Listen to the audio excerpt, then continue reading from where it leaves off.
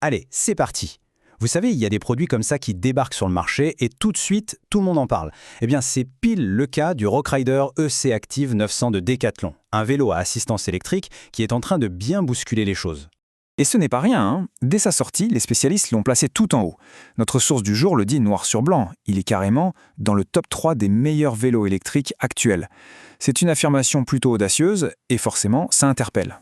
Et ce qui interpelle encore plus, c'est ce chiffre. Le prix a récemment baissé de 200 € pour arriver à 2499 €. Là, on parle d'un positionnement tarifaire vraiment agressif sur ce marché.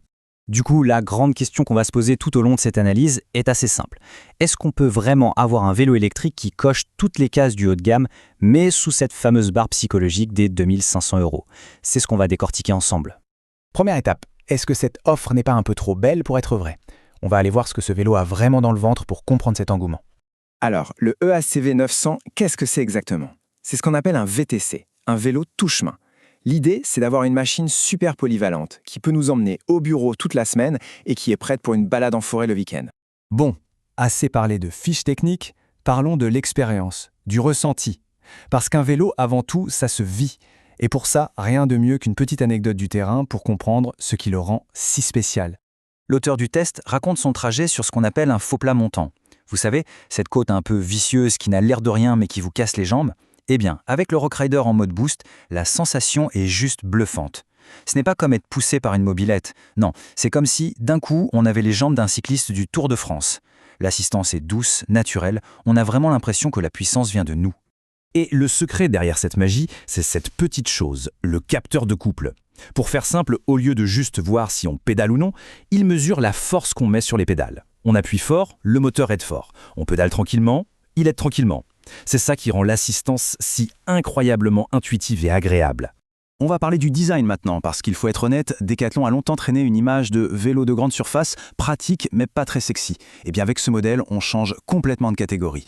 Pas besoin de longs discours, il suffit de regarder ces images. Que ce soit la finition, les couleurs, comme ce vert bronze mat ou le gris silex, tout ça respire la qualité. On est vraiment à des années-lumière du vélo basique. On sent que Decathlon est allé lorgner du côté des marques premium, et le résultat est franchement réussi. Ce qui fait toute la différence, c'est vraiment le soin apporté aux détails. Les soudures du cadre en alu sont polies, ce qui donne un look très fluide, très propre. La batterie est super bien intégrée, ce qui est non seulement plus joli, mais ça abaisse aussi le centre de gravité. Et le choix du cadre ouvert, c'est très malin, c'est bien plus facile à enjamber pour tout le monde, surtout en ville quand on est un peu chargé. Bon, il faut qu'on parle du sujet qui fâche un peu, son poids, 27 kilos. Oui, c'est lourd, on ne va pas se mentir. Pour le monter au 3e sans ascenseur, bon courage. Mais, et c'est là que c'est contre-intuitif, une fois qu'on est dessus, en train de rouler, ce poids se transforme en véritable atout. Ça donne au vélo une stabilité, une assurance, c'est bluffant, même dans les descentes. En fait, avec l'assistance, on l'oublie complètement. Passons maintenant au cœur du réacteur, la motorisation. C'est vraiment là que tout se joue en termes de performance et de plaisir de conduite.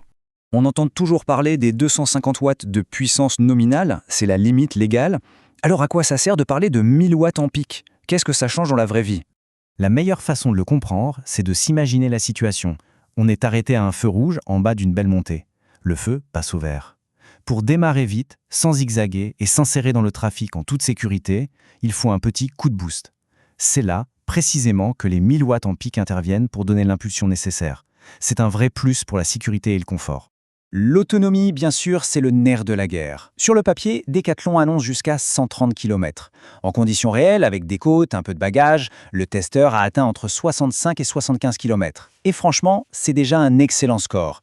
Pour la plupart des gens, ça veut dire qu'on recharge son vélo une, peut-être 2 fois par semaine, pas plus. Et voilà un autre chiffre qui a toute son importance. 1h30. C'est le temps qu'il faut pour récupérer 50% de la batterie. Pour une batterie de cette taille, c'est vraiment très rapide. C'est le genre de détail super pratique quand on a oublié de le brancher la veille. Une petite charge pendant la pause déjeuner et on est reparti. Bien sûr, un produit n'est jamais tout seul sur son île. Il est temps de le confronter à la concurrence pour voir comment ce Rockrider s'en sort face aux autres poids lourds du marché. Ce tableau nous donne une bonne vue d'ensemble. On voit tout de suite que le Rockrider se démarque avec sa transmission automatique, sa très grosse batterie et son prix hyper bien placé. Mais regardons ça d'un peu plus près. Alors, si on résume, face au Nakamura d'Intersport, il apporte une expérience de conduite automatique vraiment unique et plus d'autonomie. Face à une référence comme le Moustache, il fait quasiment jeu égal sur les prestations pour 1 000 € de moins, ce qui est juste énorme. Et enfin, face à une marque comme Canyon qui ne vend qu'en ligne, l'argument massu de Decathlon, c'est son réseau de magasins. Pour un objet aussi technique, pouvoir compter sur un service après-vente physique partout en France, c'est un vrai gage de tranquillité. Bon, il est temps de rassembler tous ces éléments et de tirer une conclusion. Alors, au final, est-ce que c'est un bon plan ce vélo ? Le verdict est assez limpide. On a affaire à un vélo ultra polyvalent, qui semble costaud, avec une esthétique vraiment soignée, et surtout, il offre un rapport qualité-prix qui, à l'heure actuelle, paraît tout simplement imbattable sur le marché. Pour conclure, tout indique que c'est un choix très malin. Pour la valeur qu'on obtient à ce prix, pour les performances qui donnent un vrai plaisir à rouler, pour la tranquillité d'esprit qu'apporte le SAV Decathlon, et pour sa capacité à s'adapter à presque tous les usages, c'est la somme de tous ces points qui en fait un investissement vraiment pertinent. Et on pourrait même aller un peu plus loin que la fiche technique. Ce vélo, c'est une invitation à voir nos déplacements différemment. Finalement, ce n'est pas juste un objet, c'est une question qu'il nous pose. Quelle valeur on accorde à notre liberté de mouvement au quotidien, à la possibilité de s'échapper des bouchons ?